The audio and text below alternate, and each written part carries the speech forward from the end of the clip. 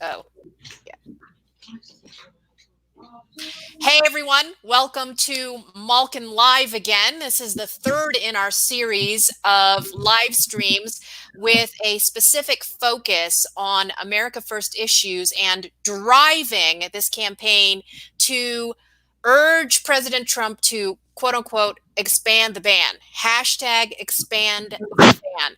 We are trying to make sure that the executive order, which includes an option to extend and expand the ban after this 30-day consideration period and input from cabinet officials, et cetera, actually gets done. And you've heard already from many key players in illuminating the issues that need to be addressed by the so-called immigration ban. Well, one of them, one of the key pieces that I have worked on for many years is freezing the F1 student visa program. And we already know that there are a lot of problems with regard to economic security, the undermining of the native workforce here, largely U.S. tech workers, U.S. STEM grads who are being displaced en masse, largely by low-wage Chinese and Indian workers who are coming through H-1B. Well, F1 is a huge portion of that.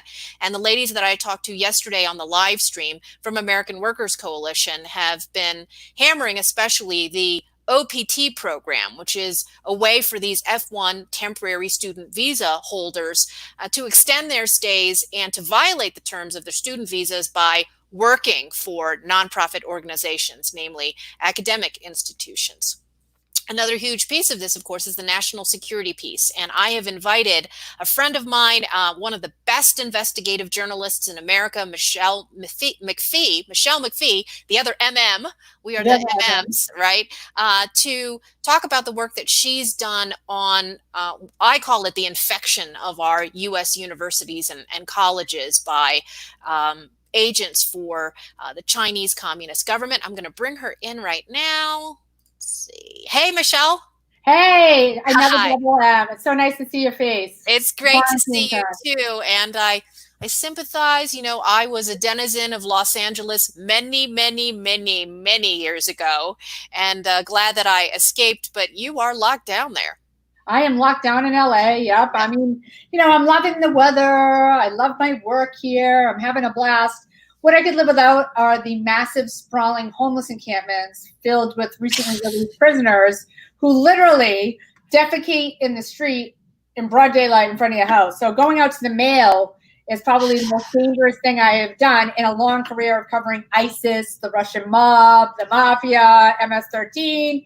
Going to the mailbox with the homeless encampment on the corner is now my most dangerous endeavor. Yeah, that's right. True terrorism. True terror. It really is terrorism. I mean, imagine just, walking your dog and seeing a grown man defecate in the street. And here, the city has given them a pass. They don't have to wear they're writing citations for people who go to the beach up until a few days ago or didn't wear a face mask. But you can shoot heroin into your jugular on the corner without a face mask, and there's literally no ramifications for that whatsoever. It is the craziest city I've ever lived in. Yes, and now you'll be stuck in your home.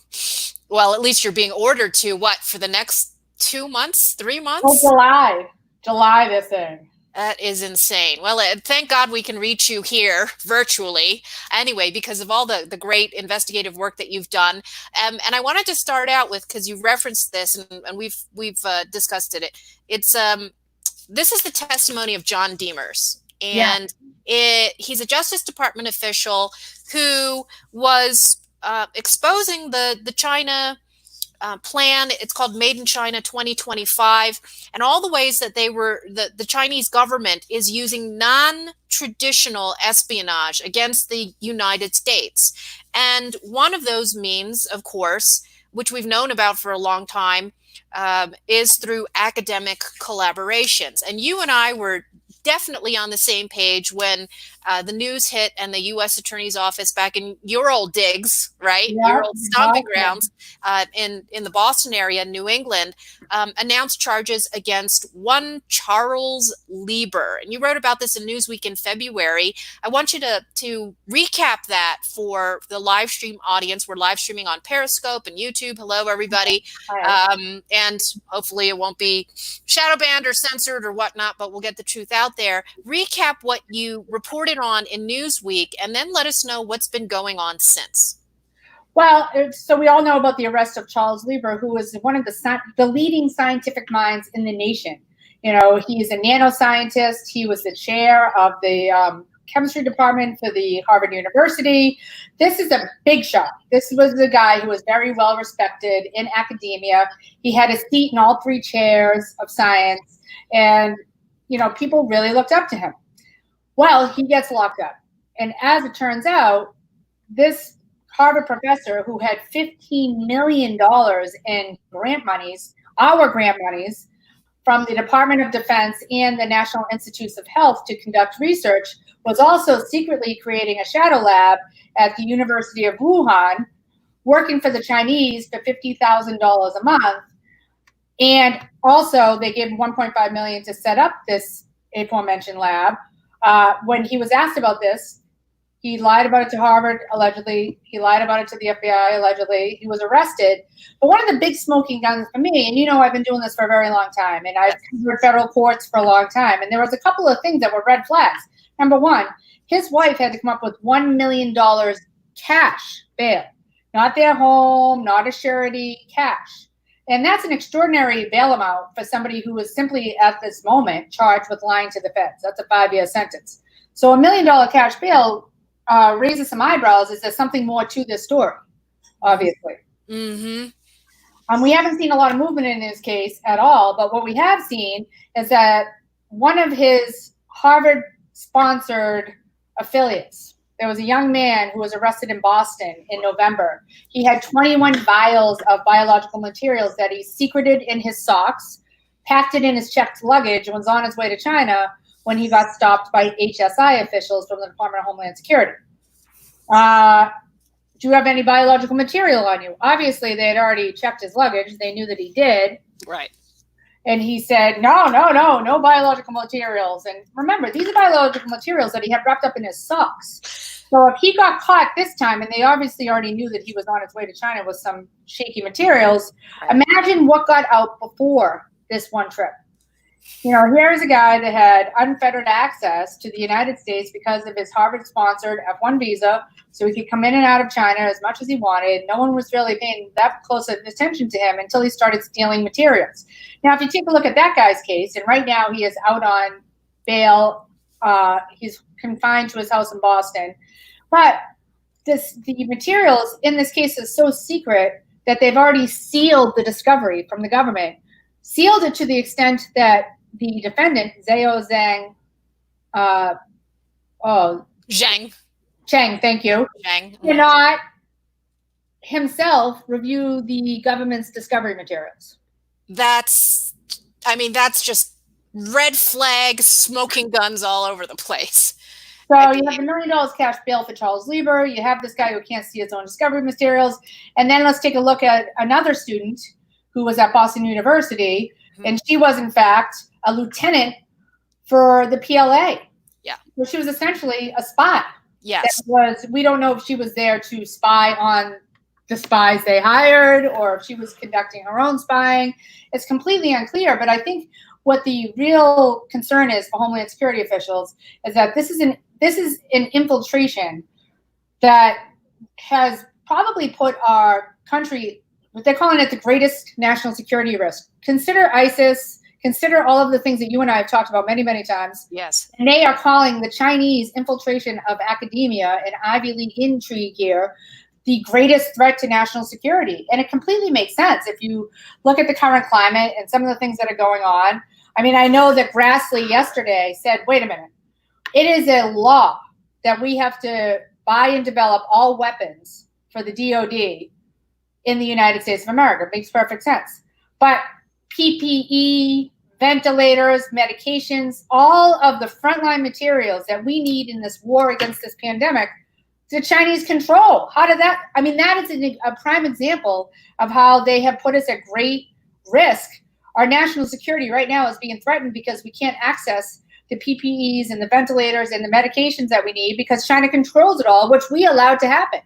Exactly. So we really have to look to Congress. What the hell? Right. What the hell? It was all part of the plan. You know, a lot of people will get kicked off of YouTube and Facebook and Twitter for illuminating conspiracy theories, right? But it's not a conspiracy theory when this is all in writing. Here, I mean, it's all in writing. I mean, there's been congressional testimony to this. There has been, there's the chart, right? All the cogs in the machine of Made in China 2025 and supply chain. I mean, Christopher Wray, the FBI director, has called this the greatest threat to national security. Yes. So how anybody can dismiss the director of the FBI, I mean, you and I have dismissed a lot of things the FBI says.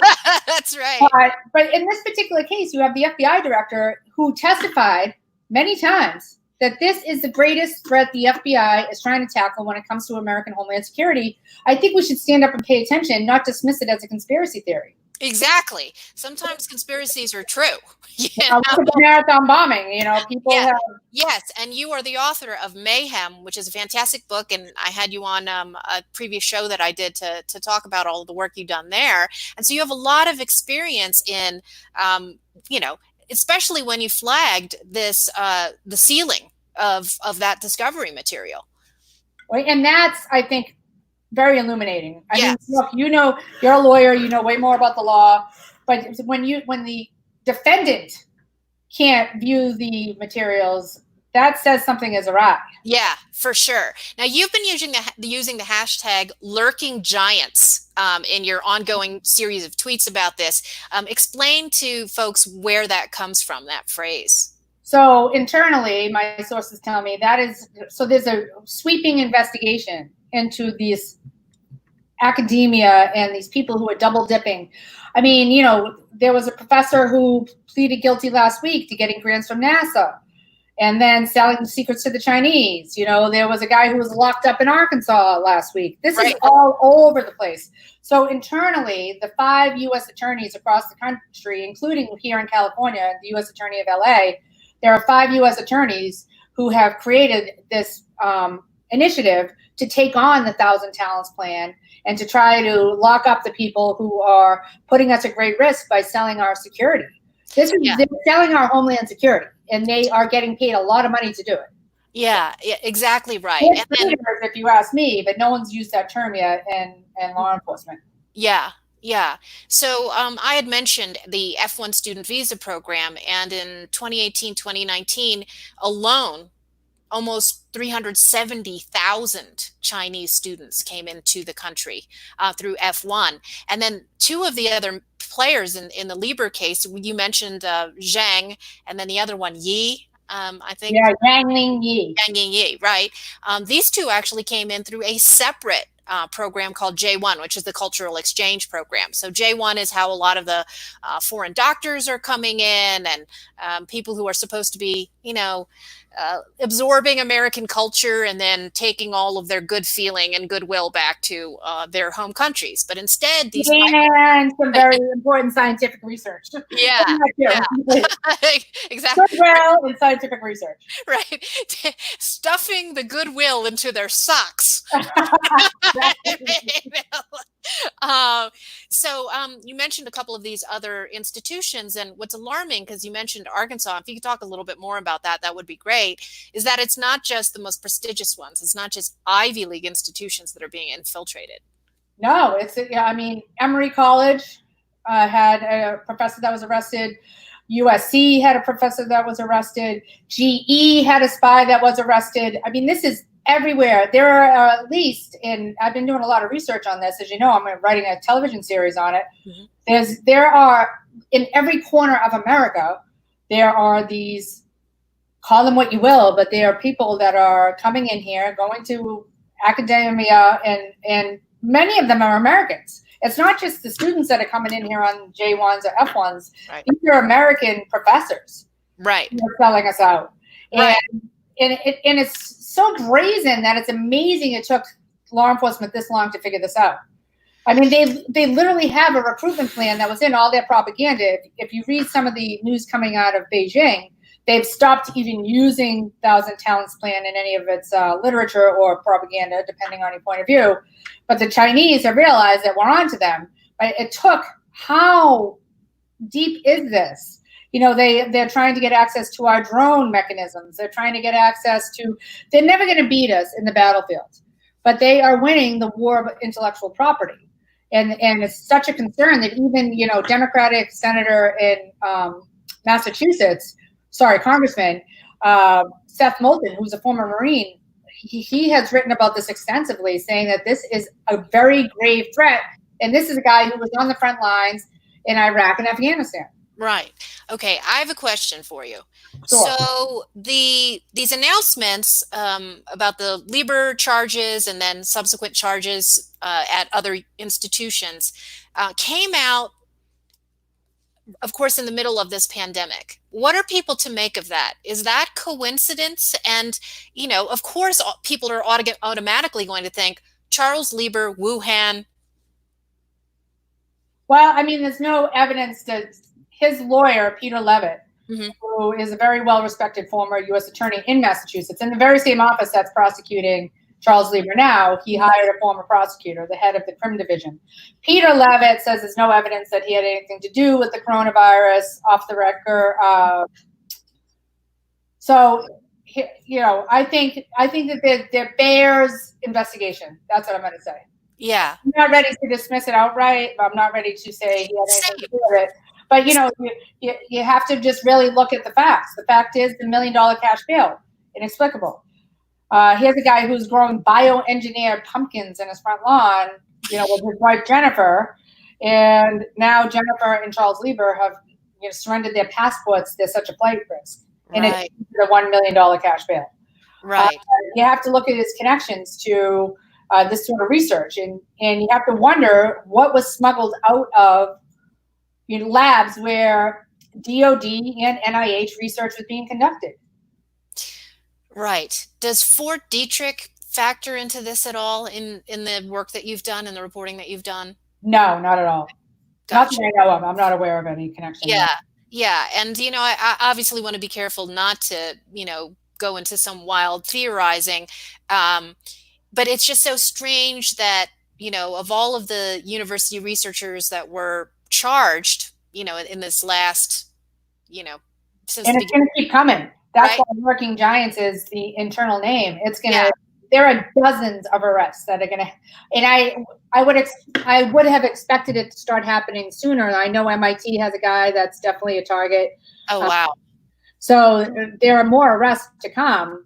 And I think that the pandemic has slowed those arrests down, but this is going to be massive. And that's why the internal law enforcement name for this effort is Lurking Giants. Yes. Yeah, I get it. It seems to me a rather wise decision to make to freeze any new F1 or J1 admissions, you know, putting aside, of course, that there are all of these American-born and citizen researchers already here that are part of the cogs in the machine. But, like, why compound it? Why make it even worse? I mean, China's not going to stop doing this. Of course not. They've already, I mean, think about the invaluable information and power they've already garnered from this. Right. I mean, right there, just the fact that we are manufacturing all of our supplies there is absurd.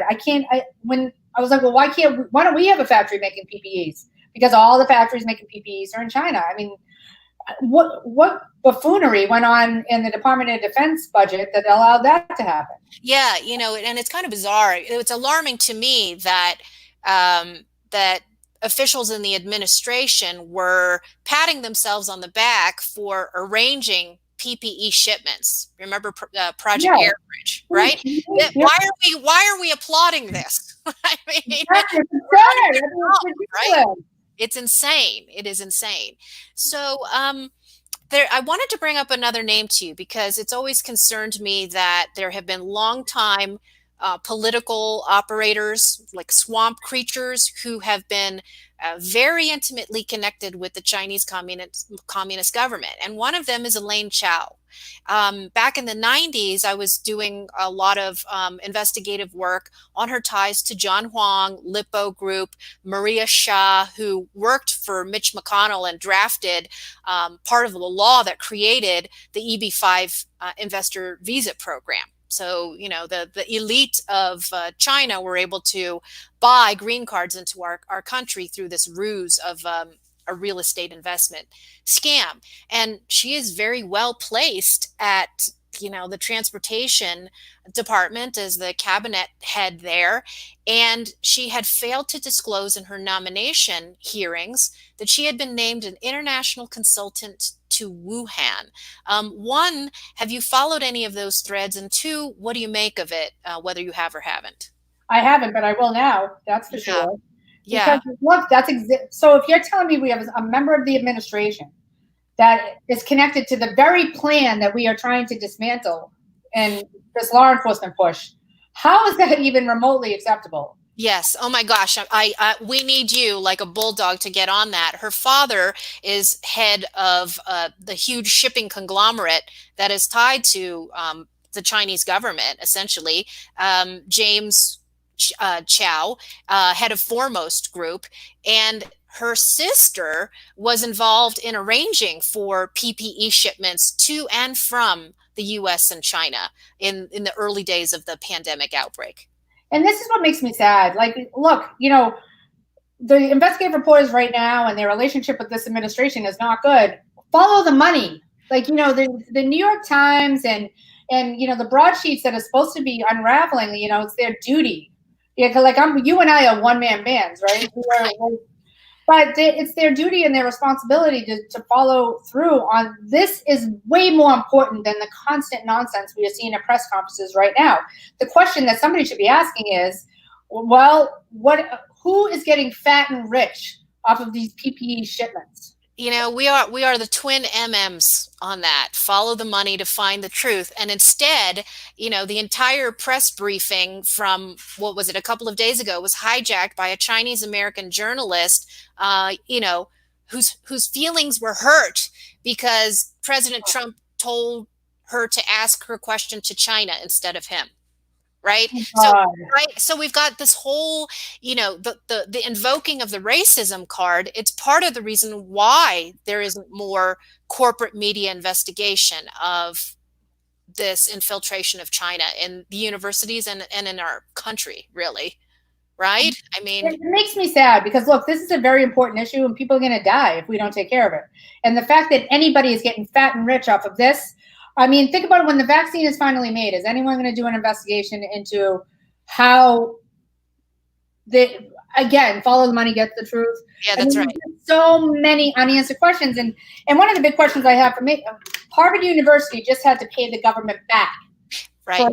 Right. So Harvard, and there's no evidence that this is connected to Charles Lieber, but I suggest it is because the last movement in Charles Lieber's case was a sealed document.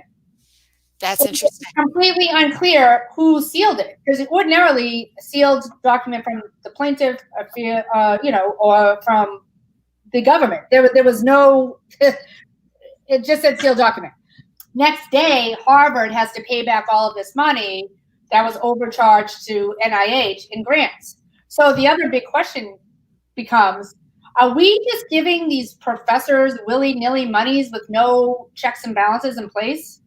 I mean, think about it. $15 million to the Lieber Group, to Charles Lieber, is an extraordinary amount of money, and no one's actually following that money to see how it's being spent. Yeah. Yeah. Have you found out if there were other, so we know about the two Chinese, the military member and then the other one. Was there anyone else at Harvard that is under scrutiny that had worked with Lieber? Because he had his entire lab and team there, right? I mean, I'm sure they're looking at everybody that had anything to do with the Lieber Group. Yeah. You know, he was involved in another.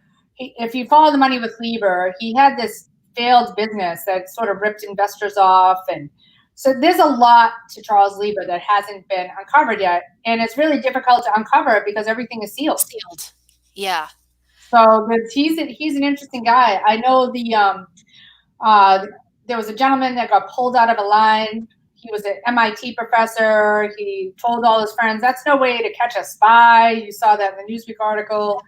It's interesting how the universities, my sources tell me, are not cooperating in these investigations at all.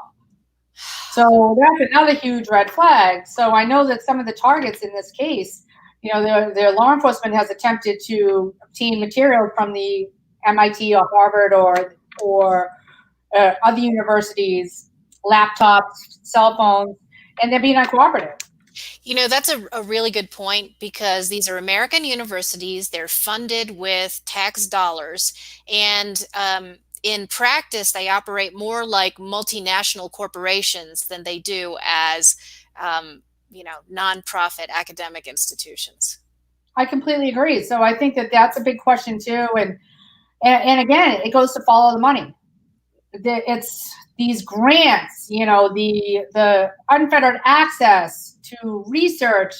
I don't understand how it wasn't a red flag when a guy like Lieber flies back and forth to Wuhan extensively. Yeah. And, they're putting them up in expensive, fancy hotels. You have to wonder how those fancy, expensive hotels were outfitted, if you know what I mean. Yes. Yes, I hear you. Yeah. So it'll be interesting to see what finally comes out on all of these suspects. Yeah, exactly. Well, it is a cesspool of just potential corruption, blackmailing, and the national security implications really are frightening. If we were a serious country, Michele, this would be driving the news. This would be the focal point every single day, right? How has anybody not ripped through the budget and figured out whose decision it was to outsource our PPE and ventilators to China? Like, that's journalism. Right. Who's getting fat and rich, as you just said? Is it a member of Trump's own administration who's getting fat and rich along with their family members to ship from China the stuff that, a face mask? You can't get a face mask made in the United States of America. Yeah. But all of these shuttered factories all over the U.S., it just makes you sad and angry, doesn't it? I know. And we're a joke. Can you imagine? I'm sure the Chi-Coms are just laughing at us every single day. It's embarrassing. We have to wait for them to ship it on a container that's owned by some rich fat cat who works for Trump in the first place. If that's true, that's extraordinary. Yeah, no, they're laughing at us. It is totally insane. And so, yes, it also makes me wonder too, because from the immigration enforcement angle of it, on its face, the Trump administration appears to be America first. That's what Trump campaigned on. And, with this immigration ban, there is a push to expand it to include programs like J1, F1, EB5. But then the point is, why weren't they covered in the first place? When, then it's not just the public health aspect of it, is the national security aspect of it that you're hammering about, and they all know about it. They all know about it. Look, all you have to do is read that report. So anybody who wants to dismiss this conversation as the stuff of wild conspiracy theory just has to go back and look at the congressional hearing and read the testimony. This is literally, the quote is, greatest national security threat our nation is facing currently. Yes. So now the Chinese essentially is stealing our at GE, they stole the plans for our jet engines, right, for fighter jets, right? Who knows what Lieber was up to at the Lieber Group with his research into, nanoscience and tiny little drones that could release stuff. He's an interesting guy. Why was the DOD and NIH giving him $15 million in the first place? Right. I want to know that. What was how is this not a public record? If our money goes to a Harvard University department to research ABC, I want to know what that is. Right. So what is the status of that case now? You said there hasn't been a lot of movement since the filing. Zero movement. The last thing that was filed, and I check every day, was the sealed document. Unclear who sealed it and where it came from. Yeah. Where are the two Chinese people now? Are they in custody? Did they go back? No, so Yang Li is in the wind. The Chinese scooped her up and got her out before she could be locked out. So she's gone, and they suspect she's in China. Holy crap! And they can't extradite her back, or I mean, how does that work? I think they can find her. I'm sure the Beijing, the Communist Party, the PLA has her well hidden. They can't find her. The FBI put out, anyone can find it. Just Google her. They put out a most wanted photo. Yeah. And that's what to me is so interesting. It's like, how did the Chinese get these spies into the country in the first place? Is it a bigger are they also smart? They get into Harvard, or they come here and get these prestigious jobs that Americans would love? Or is there some secondary scam of getting these, PLA lieutenants into prestigious universities in Boston and all over the country? Yeah, there have been fraud rings involving visa fraud to bring in Chinese, not necessarily ones that have been pinpointed as, Chinese communist spies or agents yet, but just sort of your run-of-the-mill visa fraud rings, right? And so San Jose, Silicon Valley, Los Angeles, these things have been going on for 20, 25 years. So you can imagine, I mean, if they sort of perfected the methods of creating these fraudulent pipelines, creating fake transcripts and grades and recommendations, right? Right, of course. So, yeah. Exactly. I mean, look at the Hollywood superstars here, and that Lori Loughlin. Mm-hmm. If those idiots could come up with a way to buy their dopey kids' way into good colleges, imagine what the Chinese have been capable of doing. Yeah, that's right. With people who are far more nefarious than your run-of-the-mill, kind of middle-class Chinese that are just trying to get in here, and their kids didn't get high enough scores or whatever. I mean, they've been buying their way into the country in so many ways. And I mentioned EB5 as the real estate racket. Yep. I mean, they bought all the real estate where you live now, right? That's what they did. They certainly did, yeah. And right? I mean, I think Bernie Sanders had some ties to one of those scams up in Vermont. Yeah, he did. The same one. It was EB5. And then Jared Kushner and his family, and that obviously tied to the Trump administration, were taking advantage of EB5. And Kushner's sister was using her clout and prestige as the sibling of senior advisor to the White House to go peddle EB5 in China. I mean, there's... I didn't even know that. Thank God for you. I'm telling you, it's outrageous. I know. The MMs just have to team up and just keep cranking up the heat on this, because, and the thing is, it's like, we're not corporate media. Like, I don't have a multi-million dollar budget, and neither do you. Where the hell are these people? Like, what is it? Like, you've been in I'm in a bungalow behind a homeless encampment working my ass off. I know. Give me a break. Meth needles and bags of poop surrounding you. But so I think this is a good point. Because they get fat and rich too. It's like, follow the money. They're not willing to take on these powers that be, because they all have connections to each other. And that's the one thing that I agree with Bernie Sanders on, is the conglomerate media is going to destroy this country, because there's nobody doing real, true, independent journalism. Not nobody, but there is not as much true, independent, investigative journalism going on. I mean, just the 5 things that you just told me about right now are deserving of a real hard look. And maybe you come up with nothing, but at the very least, we should be asking the question, why all of our essential needs for this pandemic we can't get our hands on because some idiots decided it would be a good idea to let the Chinese control all of it. This is akin to us making our weapons and bombs in freaking Iraq. Like, what are we doing? We're at war with China, an intellectual war. This is a war of intellectual property. We're literally at war. And we are giving them all of the essentials that we need to win this war. Yes. And no one's asking how that happened or why that happened. And I find that alarming. Yes. It's crazy. I mean, we are in crisis mode, and there are not enough serious people at the highest levels of government, certainly in academia, and in, the one place, the fourth estate, that's supposed to be a safe space for free thinkers to challenge the establishment and the powers that be. But if you do ask these questions, you're immediately, branded a conspiracy theorist. Hold on a minute. You're telling me that you don't think that there's something more to the Charles Lieber story when they literally made his wife wheel in a bag of $1 million in cash. Can you imagine this, like, housewife from Lexington, Massachusetts? Where do you even get $1 million in cash? No. Like, it's something I can't even fathom, right? You just go to the bank and get $1 million in cash and throw it in a duffel bag and wheel it to the federal court. I mean, what a robbery story that would be. But they Yeah. made her come up with $1 million in cash. And I have very rarely seen that kind of a bail package. Yeah. Right there, there's more to the story. Say what you will, you can, but every single day I have an alert set up for Charles Lieber, and every day I get one of those fact checkers, or it's all they do is refute the fact that he had anything to do with Wuhan and the coronavirus. Fine.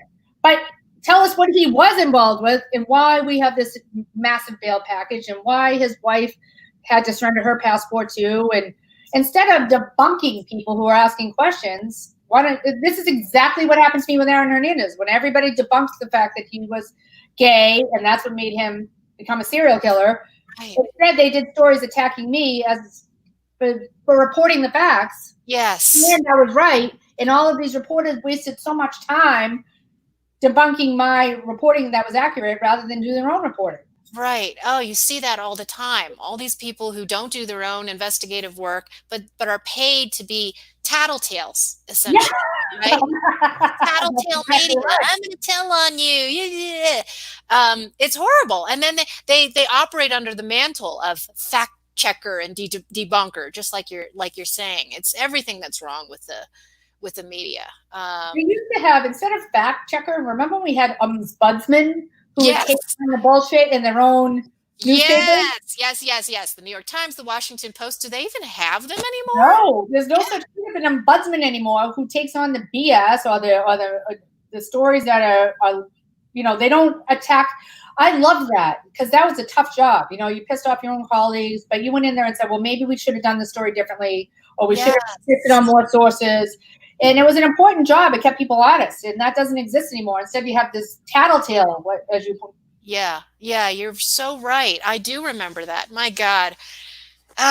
We're getting old. Like, I'm old enough to remember when there were ombudsmen for the Times and the Post. I had a pager with ombudsman. We're gonna have to do this regularly, Michele. I'm so sorry it took so long but I follow your work and you're such a must follow and must read.